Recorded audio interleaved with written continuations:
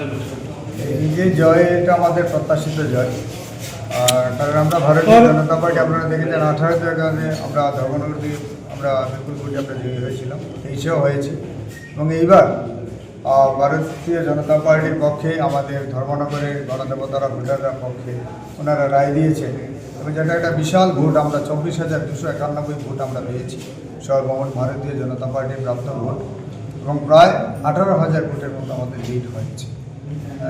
কাজেই আমি প্রথমে আপনাদের মাধ্যমে ধর্মনগরের গণদেবতা ভোটারদের আমি নমস্কার, অভিনন্দন এবং প্রণাম জ্ঞাপন করছি।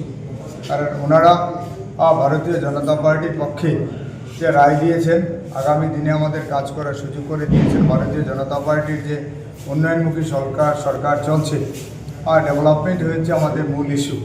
এই ইস্যুকে আরও এগিয়ে নিয়ে যাওয়ার জন্য, এবং আমাদের ধর্মনগর হচ্ছে ত্রিপুরা রাজ্যের দ্বিতীয় বৃহত্তম শহর। এই শহরকে আরও উন্নত করার জন্য আমরা কাজ করব। আমাদের রাজ্য সরকার, আমাদের কেন্দ্রীয় সরকার সবাই এই ব্যাপারে সংকল্পবদ্ধ। আমরা সবাই মিলে ধর্মনগরকে উন্নত ধর্মনগরে রূপান্তরিত করতে চাই। তার জন্য ধর্মনগরে আপামর জনগণের সাহায্য সহযোগিতা আমরা চাইছি। এবং আপনারা প্রেস মিডিয়ার বন্ধুরা যারা রয়েছেন, আপনাদের কাছেও বিনম্রভাবে প্রার্থনা করছি আগামী দিনে যাতে আমরা ধর্মনগরকে উন্নত ধর্মনগরে রূপান্তরিত করতে পারি, তার জন্য আপনাদের সহযোগিতা চাইছি। নমস্কার সবাইকে। বন্দে মাতরম, ভারত মাতা কি জয়, বিজেপি জিন্দাবাদ। নমস্কার সবাইকে। আনন্দ আর ভালোবাসার দীপ্তিতে গড়া সমুজ্জ্বল পরমা, ঠিক তোমারই মতো।